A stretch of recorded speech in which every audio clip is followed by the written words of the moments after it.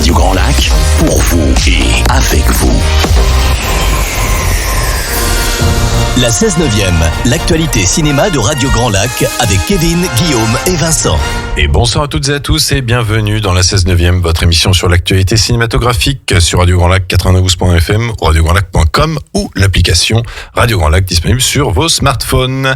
Ce soir, nous sommes encore une équipe réduite puisqu'il y a Vincent qui est avec moi. Et oui, forcément, oui, parce que notre ami Guillaume, il est bien occupé à mon avis. Il est bien occupé, on peut vous le dire Guillaume est papa depuis peu et donc voilà, il reviendra normalement la semaine prochaine et la semaine prochaine ce sera une émission un peu spéciale, c'est l'un des premiers crossovers au sein de Radio Grand Lac puisque nous accueillerons Christian de l'émission de la Note Bleue pour une spéciale Bob Dylan, donc ça ce sera pour la semaine prochaine. J'ai tout de même inauguré ce crossover dont tu parles, puisque vendredi j'ai participé avec Christian à la Note Bleue, son émission de vendredi qui se déroule de manière bimensuelle si je ne m'abuse et qui commence à 19h et pendant 1h30 il vous fait découvrir des standards de jazz et c'est vraiment, ça m'a redonné le goût au jazz, moi qui suis un grand fan, donc voilà, je me suis remis à réécouter grâce à lui du jazz.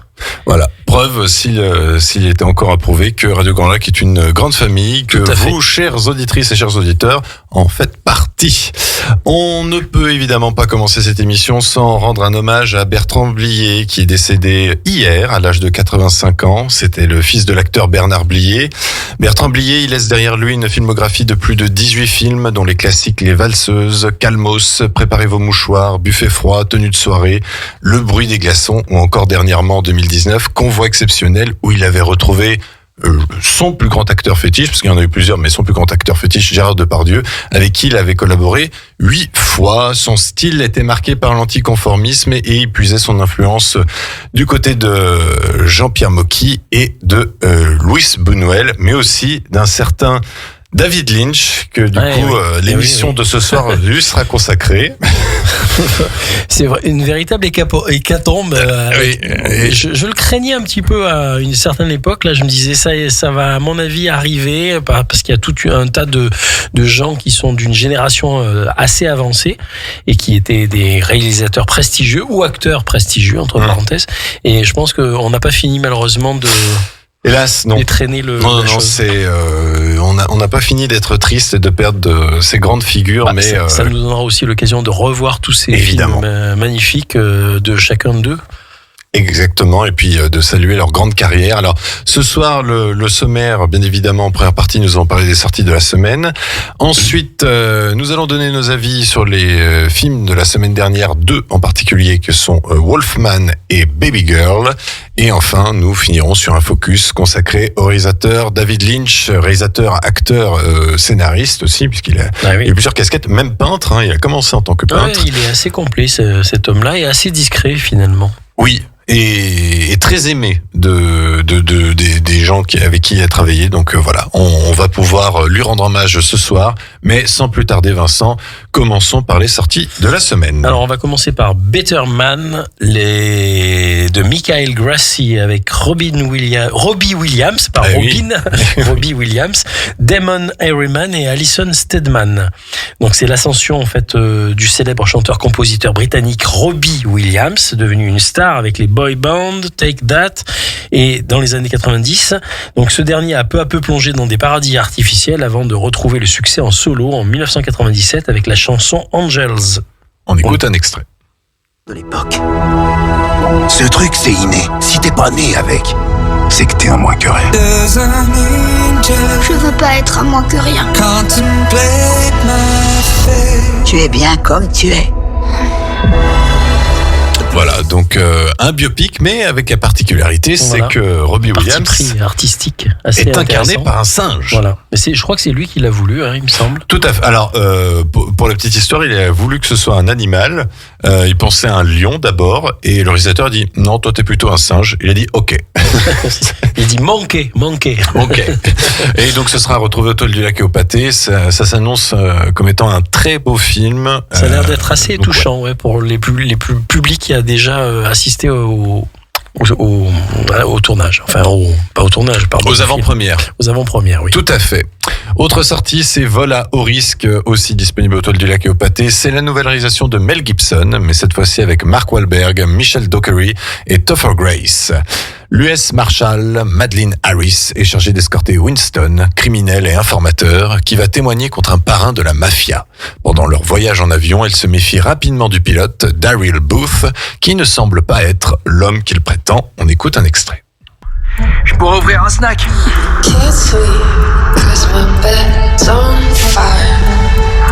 Votre coup, ça va? Vous saignez? Ah, c'est la maintenance. Les risques du métier, comme on dit.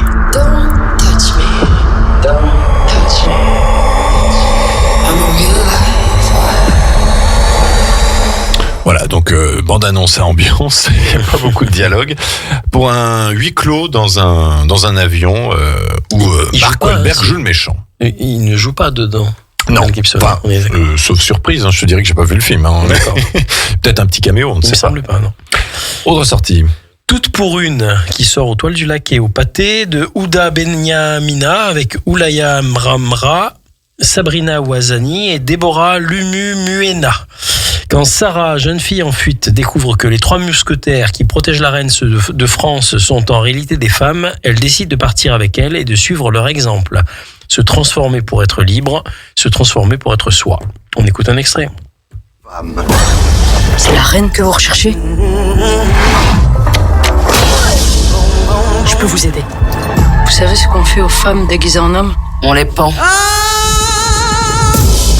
Déshabille-toi. Souffrir pour être un homme. Pourquoi ça enfuit comme ça, la reine? Voilà, donc un mélange entre les 3 mousquetaires et Mulan. Je vous avoue que... Ça me laisse très perplexe et puis c'est pas moi qui irai voir ce genre de film, je vous le dis tout de suite. Je suis désolé, mais c'est pas mon... Revisiter le mythe des mousquetaires sous cet angle-là, bon, ça peut être drôle, entre parenthèses, mais là, ça se veut peut-être, à mon avis, sérieux. Donc, je comprends pas très bien la démarche, mais bon. Bon, c'est autant tenter une fois, mais j'avoue que le gros problème, c'est que ça a l'air cruellement de manquer d'argent.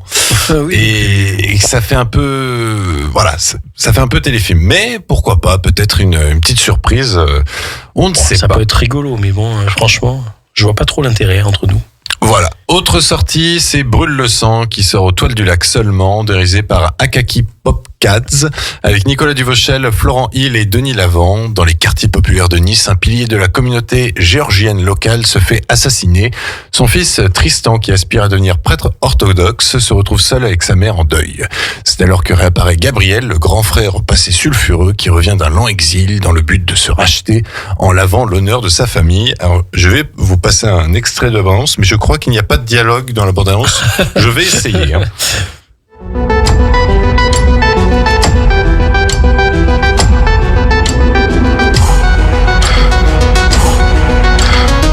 Voilà. Ambiance sonore.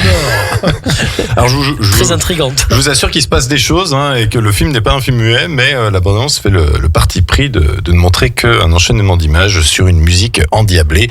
Voilà, donc un film de thriller assez intéressant, pourquoi pas. Autre sortie, L'espion de Dieu au Pâté de Todd Komarnicki avec Jonas Dassler, David Johnson et Auguste Dill. Alors que le monde est au bord de l'anéantissement, le pasteur Dietrich Bonhoeffer est plongé au cœur d'un complot visant à éliminer Hitler. Peut-il assassiner un homme pour espérer en sauver des millions? Sa vie et sa foi sont en jeu. On écoute un extrait. C'est ces mots. Nous avons élaboré un complot pour assassiner le Führer.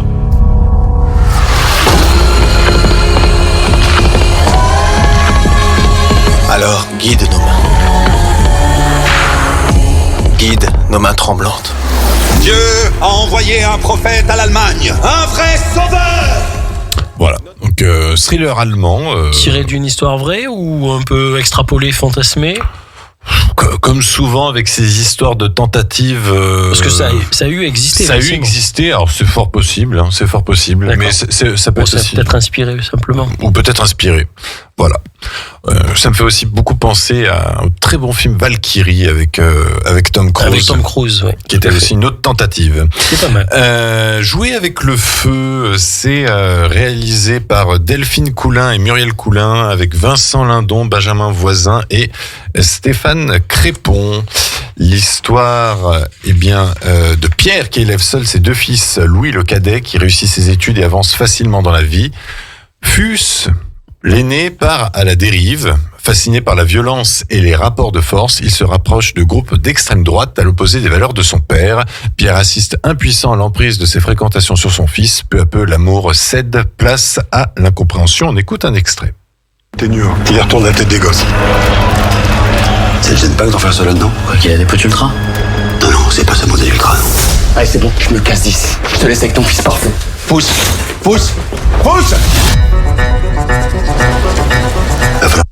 Alors c'est un nouveau rôle très intéressant pour Vincent Lindon. Pourquoi pas, ça a l'air d'être un rôle très très fort pour Vincent Lindon. Ça s'était fait marquer dans un festival récemment. Mais est-ce que c'est parce que c'est le sujet qui veut être un petit peu plus sensible? Peut-être. Bon. En tout cas, je suis très curieux de voir pour la première fois dans un film un garçon qui s'appelle Fous. Je vous avoue que je ne savais pas comment le dire. Je sais pas d'où ça vient, mais... Voilà. Et la dernière sortie de la semaine... Retour en Alexandrie, qui sort au Victoria seulement, de Tamer Rugli avec Nadine Labaki, Fanny Ardant et Eva Monti. Alors c'est l'histoire de Sou qui retourne dans son Égypte natale après 20 ans d'absence pour voir sa mère, Férouz, une aristocrate splendide et excentrique. On écoute un extrait.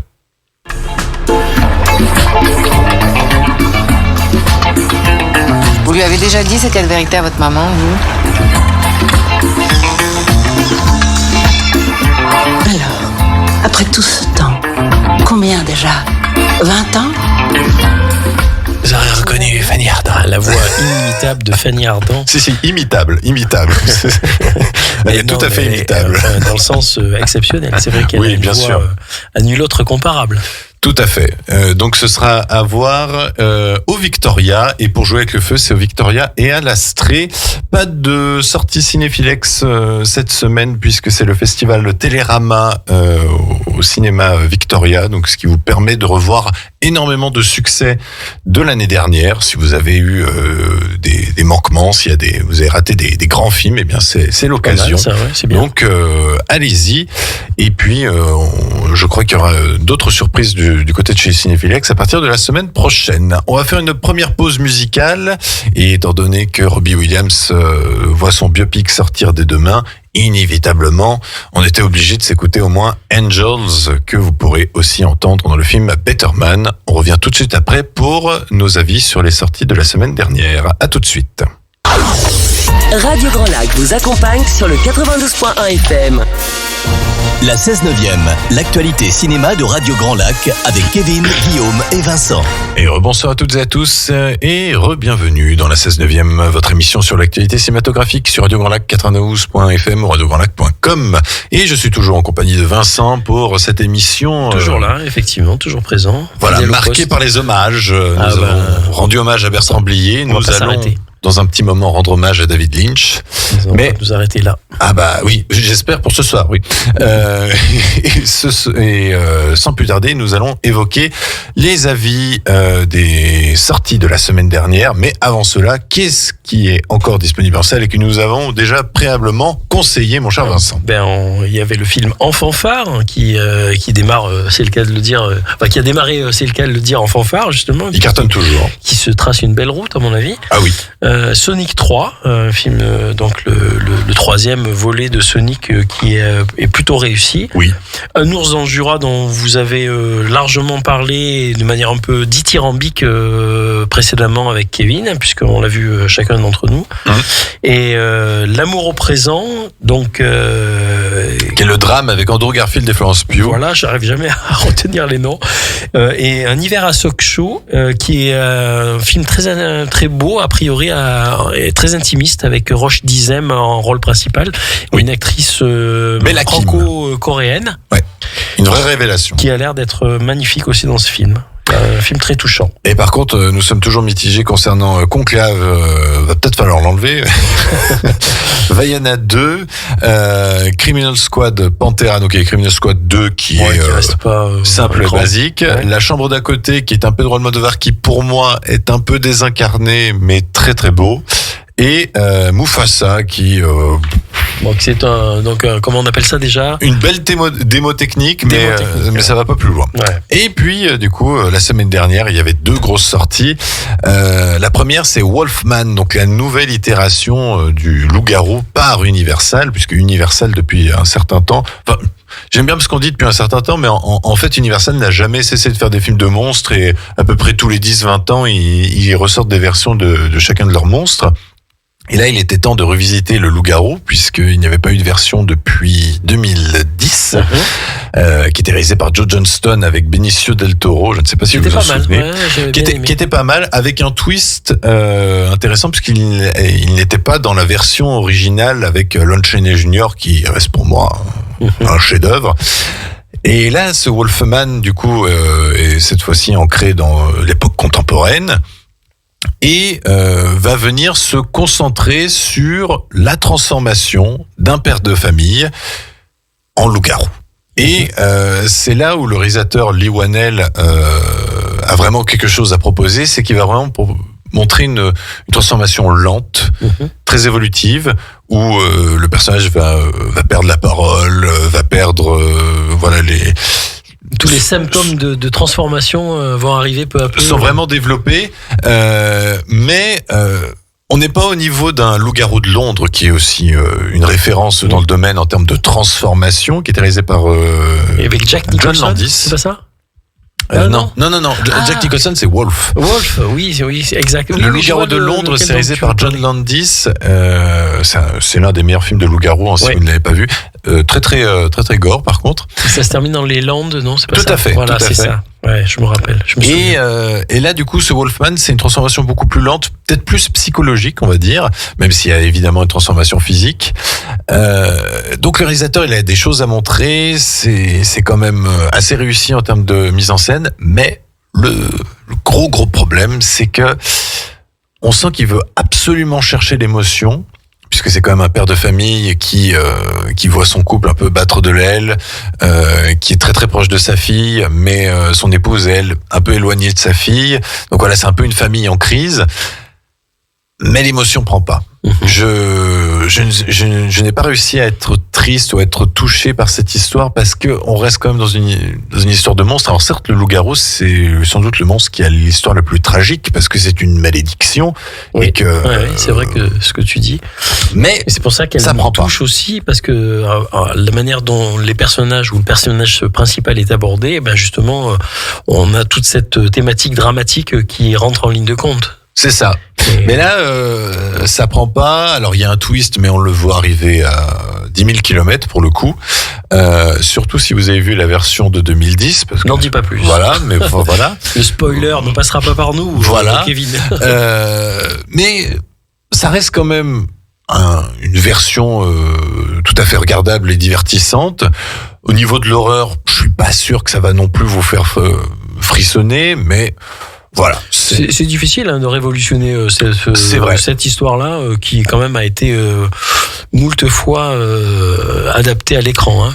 Oui, et puis je trouve que la créature finale est assez réussie, puisqu'on reste vraiment dans le côté loup-garou. Là où la version de 2010 elle est plus sur le côté loup, j'ai envie de dire, où c'était vraiment une bête poilue. Là, il y a vraiment un entre-deux qui apporte quelque chose d'un peu plus glauque et d'un peu plus humain visuellement. Je trouve que c'est assez réussi. Mais voilà, je sais pas, il y a un petit acte manqué. Et ce qui est dommage, parce que le réalisateur Leigh Whannell, on lui doit évidemment le scénario du premier Saw, enfin des premiers Saw, parce que je crois qu'il avait aussi écrit le 2, et puis on lui doit aussi la nouvelle version de L'Homme Invisible, qui était sortie en 2020, qui était une réussite totale, et qui faisait une revisite du mythe de l'Homme Invisible avec le thème des violences conjugales, en du coup s'attardant sur la victime, est-ce que l'homme invisible existait vraiment ou est-ce qu'elle était folle et que finalement ce qui lui arrivait était complètement faux? Enfin voilà, il y a vraiment quelque chose de puissant psychologiquement. Ça y est, je viens de me rendre compte que j'avais vu ce film effectivement. Avec Elisabeth Moss, tu l'avais vu? C'est pas, c'est un peu espagnol, non? Non, alors non, ça en est un autre? Ça doit être un autre, ouais. D'accord. Mais non, c'est un film purement américain, Invisible Man de 2020 que je vous conseille chaudement. Sue Wolfman, voilà, il y a des tentatives. C'est un beau film factuellement parlant, réussi, mais en termes d'émotion et de frissons, je trouve que ça passe un peu à côté. L'autre sortie, qui du coup me faisait un peu peur, c'est Baby Girl avec Nicole Kidman, Antonio Banderas et Harris Dickinson, qui est donc ce fameux film qui fait tant écrire et tant parler, puisque voilà, c'est Nicole Kidman qui joue une PDG qui va se laisser porter par un jeu de soumission où elle sera la personne soumise et où son stagiaire sera le maître, entre guillemets. Et là où j'avais peur que ce soit un peu ridicule, alors certains ne se sont quand même pas empêchés de trouver le film absolument ridicule et de rester sur le premier degré de l'histoire, ce qui est un peu, je trouve, un peu prude de leur part, puisque ce genre de relation, on sait pertinemment que ça existe, c'est pas du tout de l'imagination de la part de la réalisatrice, c'est vraiment existant. Et ce que je trouve assez fort, c'est que le film est plus intéressant qu'il n'y paraît, puisque là, on pourrait simplement s'attendre à ce que Nicole Kidman soit soumise et le stagiaire soit le maître. En fait, pendant tout le film, on se pose la question de où est-ce qu'il est le rapport de force? Puisque même si elle se laisse faire à ces jeux-là, est-ce qu'au final, ce n'est pas elle la maîtresse du fait que c'est elle qui autorise? C'est l'aspect pervertif, on va dire, de la chose, effectivement. Voilà. C'est jamais qui manipule l'autre, finalement. Et j'ai trouvé que c'était assez réussi. C'est perversif, excusez-moi. Perversif, c'est même assez, et je fais un jeu de mots, jouissif, puisque c'est absolument tout le but du film. Bah oui. C'est aussi de parler également du plaisir féminin passé 50 ans, j'ai envie de dire, puisque le personnage de Nicole Kidman est dès le début du film en pleine crise, puisque avec son mari, c'est un peu la routine, quoi. Et en fait, j'ai trouvé que Nicole Kidman était extraordinaire dans son rôle. Vraiment, elle hésite vraiment pas à se mettre à nu, littéralement. Elle prend des risques. On en parlait la semaine dernière. Ouais, c'est une actrice qui a pas froid aux yeux. Durant tout au long de sa carrière. Et vraiment, je trouvais que c'était un film très divertissant, très amusant à suivre, puisque finalement, il ne traite pas son sujet avec lourdeur, c'est avec beaucoup de légèreté, mais sans pour autant le rendre ce sujet banal. Voilà, franchement, c'est une bonne petite découverte. Ça vaut pas un grand prix ou quoi que ce soit. Peut-être que Nicole Kidman mériterait un prix. Faudrait voir qui c'est qu'il y aurait en face d'elle aux Oscars, mais c'est un bon petit film. Et Antonio Banderas aussi, même s'il est dans un rôle un peu effacé, il est encore très bon, cet acteur. Effectivement, c'est pas n'importe qui non plus. Voilà. Donc réalisation enlevée. Voilà, je vous le conseille. Baby Girl. Du côté de nos conseils télé, Vincent.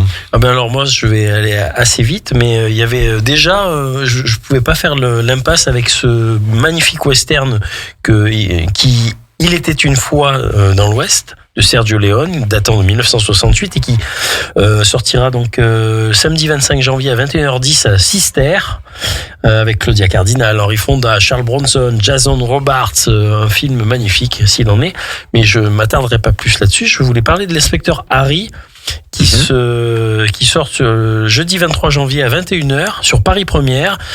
Un film de Don Siegel qui date de 1971, donc qui inaugure la grande franchise des Dirty Harry de l'inspecteur Callahan, avec Clint Eastwood dans le rôle principal, qui avait été d'ailleurs proposé à pas mal d'acteurs auparavant. Entre autres John Wayne, Robert Mitchum, Steve McQueen, Burt Lancaster, qui ont tous décliné au fil de la chose le rôle, y compris Frank Sinatra, qui devait l'interpréter apparemment. Je crois qu'il n'aimait pas la violence. Frank Sinatra, le problème, c'est qu'il a eu une opération qui a empêché qu'il puisse tourner. Et puis ça a fini par atterrir entre les mains de Clint Eastwood, qui a effectivement imposé d'ailleurs le réalisateur de Don Siegel, avec lequel il avait déjà participé dans 3 films. Il y avait Un shérif à New York, Sierra Torrid et Les Proies, donc pas des films. Bons films. Très très bon film, voilà. Et puis donc ça a été un choc et narratif et visuel, je pense, cette histoire, avec un personnage très emblématique interprété par Clint Eastwood et qui se retrouvera dans 4 autres suites. Donc pour moi c'est vraiment une découverte, et c'est vraiment si vous n'avez pas eu l'occasion, avec des répliques cinglantes et très qui restent dans l'esprit. Voilà. Et un méchant particulièrement sadique. Alors la musique est de Lalo Schifrin. Alors on fait le lien avec le jazz, mais Lalo Schifrin est un grand compositeur de musique très inspiré par le jazz, on peut le dire. Donc très très bonne musique. Oui, excellente. Et il y a une petite anecdote, c'est que lors du tournage, Don Siegel avait chopé la grippe, et apparemment Clint Eastwood l'a remplacé brièvement à la réalisation du film sur certaines scènes. Et c'est donc le film date donc de 71, c'était la date à laquelle lui il a fait son premier long métrage, qui c'était Un frisson dans la nuit. Oui. Donc voilà, c'était assez intéressant de voir ça. Bon, entre parenthèses, ça fait référence, l'histoire fait référence à Tueur du Zodiac des années 60, qui avait sévi à San Francisco. Et donc ça reprend cette thématique-là, on va dire, en tout cas dans le premier. Oui. Tout en montrant la persévérance d'un inspecteur de police, là, en l'occurrence l'inspecteur Harry, avec des méthodes assez musclées, où on arrive finalement à en douter, en se disant est-ce qu'il a raison, est-ce qu'il va pas trop loin, et sans trop en dire, vous en doutez évidemment qu'il n'a pas tort, mais c'est jouissif, même si le méchant, t'as envie de payer pour lui en mettre une, et d'ailleurs ça arrive. Bien interprété par l'acteur, effectivement, qui n'a pas eu pourtant après une très très grande carrière. C'est surprenant. Et moi de mon côté, je vais vous conseiller un film. Alors là, comme ça, vous vous direz, mais ça sort d'où ça s'appelle Sang froid de Hans-Peter Molland, avec Liam Neeson sur Énergie 12 ce mercredi 22 janvier. Eh bien, mesdames et messieurs, si vous avez beaucoup aimé Fargo, si vous avez beaucoup aimé Un ours dans le Jura, je vous invite à rencontrer Sang froid, qui est un film d'humour noir. Ce qui est important à souligner dans la carrière de Liam Neeson, ce n'est pas qu'un simple actionneur. Même l'action est même très réduite. On est vraiment de l'humour noir, puisque Liam Neeson joue un conducteur de déneigeuse, où les corps vont s'entasser, s'empiler au fur et à mesure. Et ça commence avec, hélas, la mort de son fils au début du film.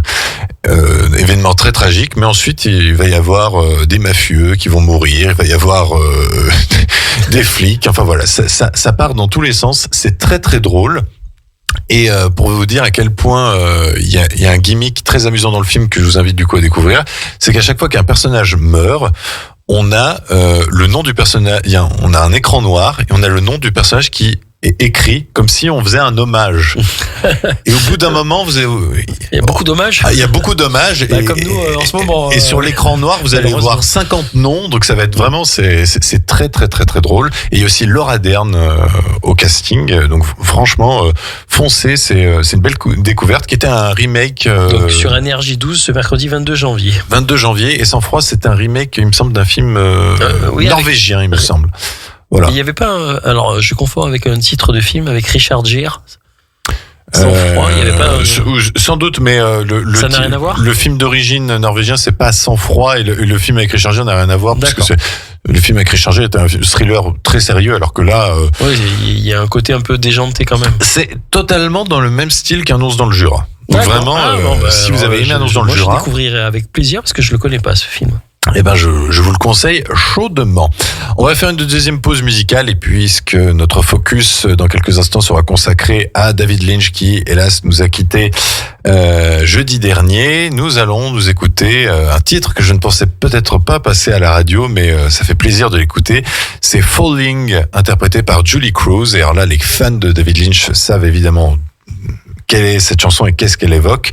C'est une chanson qui provient de la bande originale de la série et d'une certaine manière du film Twin Peaks. Par le musicien Angelo Badalamenti. Badalamenti, puisqu'en fait, cette chanson reprend le thème principal de la série. On revient tout de suite après. Vos émissions préférées, elles sont toutes sur Radio Grand Lac. La 16/9e, l'actualité cinéma de Radio Grand Lac avec Kevin, Guillaume et Vincent. Et rebonsoir à toutes et à tous et re-bienvenue dans la 16/9e, votre émission sur l'actualité cinématographique, toujours sur Radio Grand Lac 92.fm ou radiograndlac.com, et je suis toujours en compagnie de Vincent. Et oui, je suis toujours là. Effectivement. Et nous allons terminer notre émission ce soir. Alors, on n'aurait pas aimé le faire ce soir. On avait prévu autre chose, mais hélas, l'actualité oblige. L'actualité oblige. Nous allons parler de David Lynch. Nous sommes quand même contents d'évoquer la carrière de ce réalisateur, mais nous aurions aimé en parler dans des nouvelles beaucoup plus heureuses. Mais hélas, David Lynch nous a quittés jeudi dernier des suites d'un emphysème pulmonaire. Il fumait trop, cet homme-là. Il le disait d'ailleurs. C'est ça. Plaisir. Et à ce qui paraît, son emphysème s'est gravement amplifié à cause des incendies de Los Angeles. Ah, d'accord. Donc voilà, c'est vraiment très tragique la perte de ce réalisateur, et du coup nous allons pouvoir évoquer avec vous ce soir sa filmographie très importante, très singulière. On pourrait dire qu'il est quasiment inimitable, je trouve. Et c'est vrai, ouais. Il a un style vraiment propre à lui. Et d'ailleurs, Bertrand Blier lui disait que quand il avait envie de pomper quelqu'un, il pompait David Lynch. D'accord. Et quand il ne savait pas quel plan choisir, il se posait toujours la question, mais qu'est-ce qu'il ferait ce con de Lynch? Il l'a dit lui-même. Ils vont se retrouver là-haut, puis ils vont faire des plans cinématographiques ensemble, alors. Eh ben oui, forcément. Tout à fait. Alors David Keith Lynch, né à Missoula dans l'état du Montana, il est né le 20 janvier 1946. Alors il faut savoir que David 46, oui. Ah oui, pardon, oui. 46, tout à fait. Excuse-moi, oui. Il nous a quittés à l'âge de 78 ans. Et David Lynch, en fait, était initialement peintre, ce qu'on ne sait finalement peu, mais qu'on peut quand même relier avec ses films, puisque beaucoup de ses films sont finalement des peintures. Voilà. Oui, puis il est fortement inspiré, d'après ce que j'ai cru comprendre, de grands peintres. Hopper entre parenthèses, mais Jérôme Bosch aussi, ou Francis Bacon, apparemment. Oui, il n'a pas choisi les pires. Et Henri Rousseau, donc, mais chacun pour une raison très particulière, en fait. Oui. Et ça se ressent dans son style vraiment cinématographique, et même dès le premier film qui est Eraserhead, sorti en 1977, qui est un film très singulier, en noir et blanc, assez cauchemardesque, que j'invite aux futurs ou jeunes papas de ne pas regarder. Avis à Guillaume, alors. Voilà, je lui ai dit attends un petit peu, parce que je pense que c'est un film qui tenait à cœur David Lynch pour parler un peu du blues. Il a peut-être exorcisé certaines choses. De la peur des responsabilités, que ce soit dans les relations amoureuses, mais aussi dans la paternité. Dans l'investissement paternel. Ouais. Mais ça donne un film assez envoûtant. Moi, j'avoue que c'est un film qui m'a vraiment choqué, qui m'a vraiment beaucoup plu. Et je comprends pourquoi Mel Brooks, ça l'a marqué.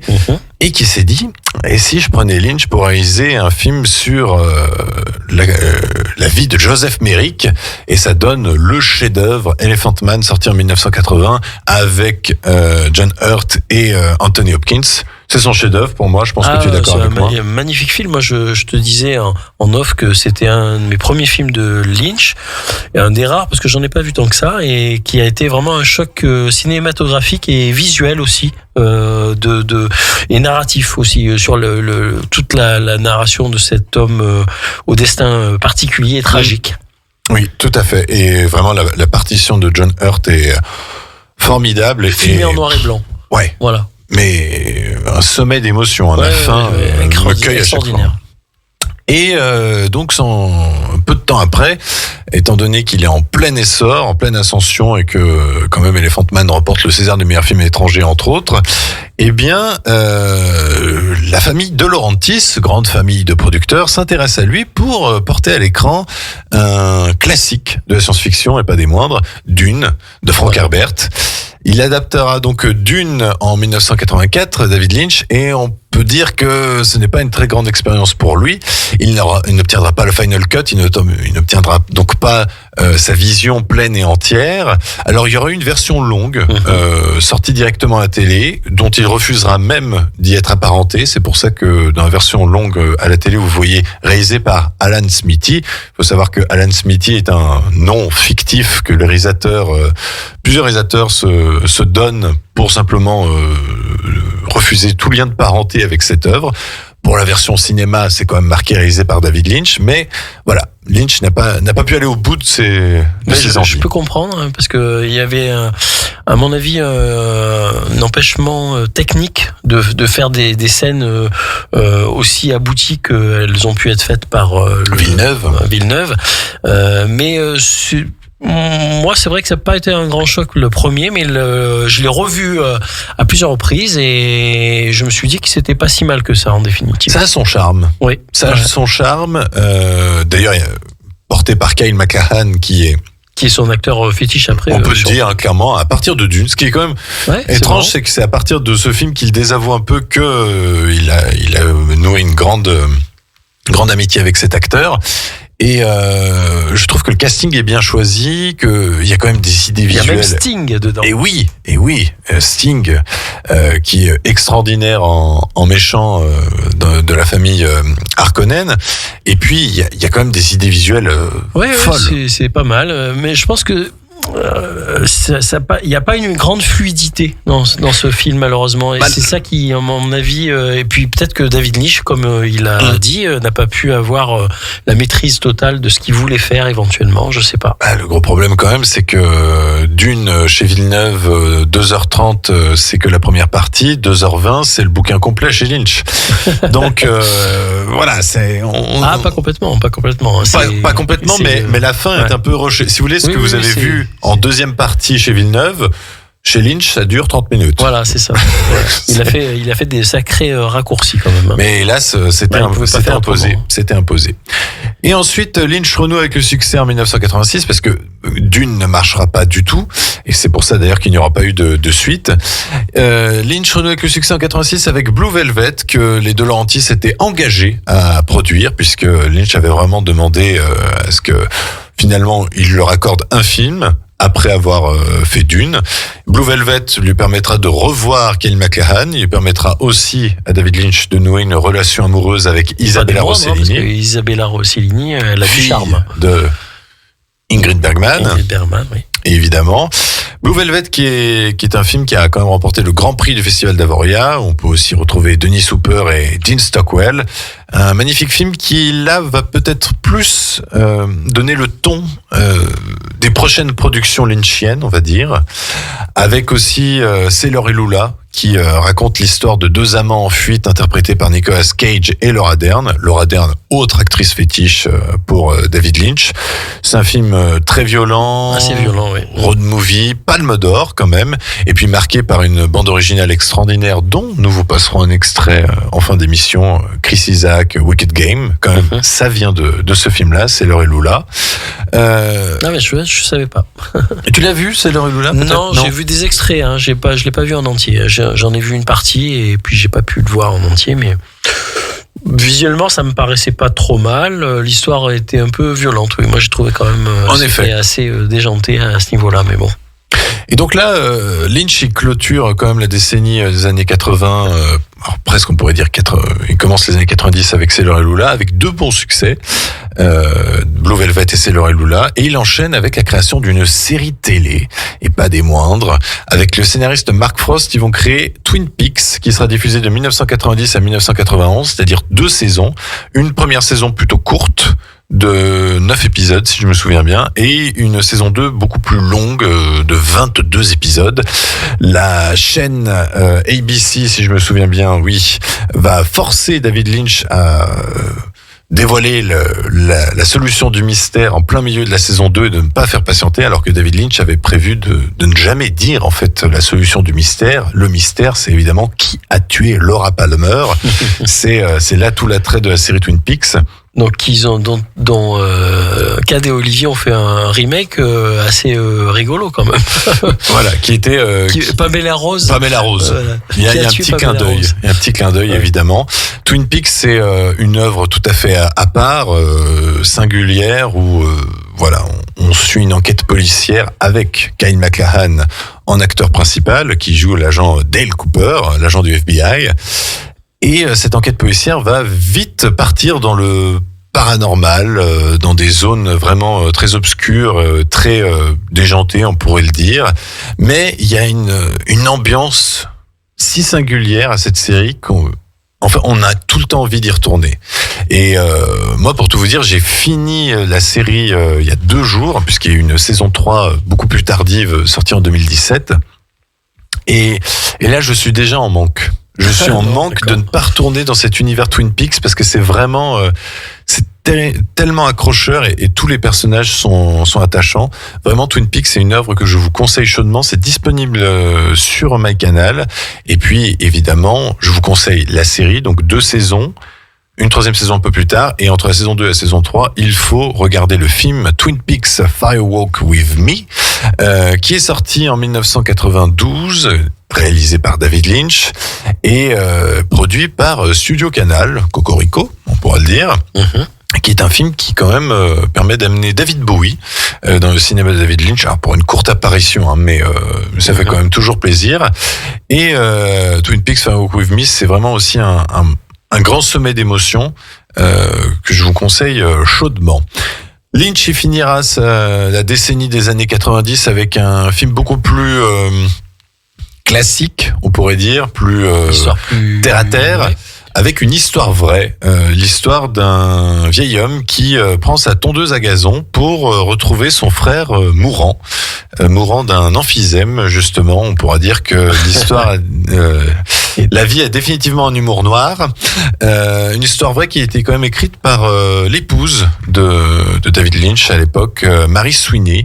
Un film que tu as sans doute entendu parler. Non, je le regrette parce que j'avais apprécié la bande-annonce et je trouvais l'histoire très attachante et très intéressante, voilà, très humaine. Oui, à ce qui paraît, c'est un film très très beau et presque optimiste, parce qu'on peut pas dire quand même que le cinéma de David Lynch est porté par l'optimisme. Démarche, en tout cas, c'est une belle aventure et puis avec une volonté farouche de retrouver son proche avant qu'il décède, quoi, malheureusement. Et on pourrait dire que Lynch s'octroie une pause au final dans sa filmographie avec ce film-là, puisqu'il retrouvera vraiment son univers singulier en 2001 avec le grand succès qui est Mulholland Drive, prix de la mise en scène à Cannes, César de meilleur film étranger. C'est un énorme succès, Mulholland Drive, un film que... Moi, je l'ai vu, je trouve que c'est un film très particulier, hein, évidemment, un peu comme peuvent l'être certains films de David Lynch, assez intrigant. Et moi, ce qui me touche moins, c'est le côté très dépouillé du décor qu'a l'habitude d'adopter un peu David Lynch. Moi, je le rapproche aussi avec son côté très scandinave, parce qu'il a des origines finnois-suédoises et on peut pas le zapper, ça, à mon avis. Et il a un physique d'ailleurs qui est très hiératique, alors pour le coup très solennel, très empreinte beaucoup de choses un peu froides, un peu religieuses comme ça, qui porte vraiment même sur son physique même. Et donc Mulholland Drive, c'est un film qui est plutôt pas mal, mais tu es passé un peu à côté. Ouais, je suis un peu passé à côté, j'avoue. C'est un film tellement singulier dans sa narration qu'il comporte quand même 8 clés de compréhension. Alors à vous d'en saisir une ou pas. Alors, je comprends mieux maintenant pourquoi je suis peut-être passé à côté. J'ai pas trouvé une des 8 clés, moi. C'est ça qui est en fait intéressant avec le cinéma de Lynch, c'est que tout est sujet à interprétation, tout est sujet à l'imagination du spectateur, et le but est véritablement de ressentir plus que de réfléchir. Si vous commencez à réfléchir, vous allez être perdu et au pire, ça peut même vous énerver. Faut vraiment vous laisser porter par l'histoire, par l'ambiance. C'est plus une ambiance, oui, je pense, ouais, qu'il a voulu peut-être retranscrire. Et c'est vrai qu'il y a un autre film que j'ai oublié d'évoquer, mais qui est aussi du même attrait, c'est Lost Highway, qui était sorti en 1997, donc juste avant Une histoire vraie. qui là aussi montrait vraiment une histoire à la narration assez décousue, mais dont le but véritablement était de ressentir la psyché des personnages qui part assez loin dans Lost Highway. C'est assez planant. Il y a un spleen vraiment très très addictif pour ceux qui se laisseraient tenter. Peut-être que ça rejoint un peu ses inspirations par ailleurs parce qu'il a quand même créé une fondation pour la méditation transcendantale. Oui. Et je pense que ça a un rapport quand même avec un peu tout cet état d'esprit qu'il a diffusé aussi dans ses films. Et donc voilà, à partir d'ailleurs assez tôt, puisque dès 1973, je crois, il a commencé à s'intéresser à cet aspect-là. Très intéressé par la méditation, et ses enfants d'ailleurs ont prévu une séance de méditation collective prochainement en hommage à David Lynch. Et David Lynch signera son dernier film assez tôt, finalement. Le 7 février 2007 sort Inland Empire, qui lui permet de retrouver Laura Dern.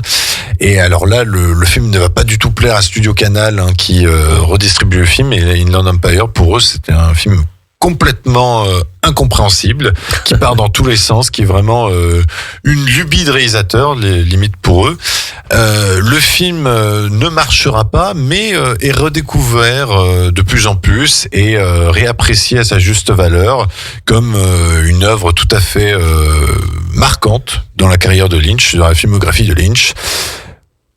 David Lynch, du coup, c'est son dernier film. Il tentera de réaliser un autre film en 2011, Ronnie Rocket, mais il ne parviendra pas à trouver les fonds. Il reviendra du coup à la réalisation avec la 3e saison de Twin Peaks, donc il se retrouve dans les séries. La 3e saison de Twin Peaks, qui on pourrait dire est une œuvre cinématographique à part entière, 18 épisodes, tous réalisés par David Lynch, d'une durée équivalente d'1 heure, où là, il retrouve tous ses acteurs et actrices fétiches, que ce soit Ken McLachlan, Naomi Watts, Laura Dern.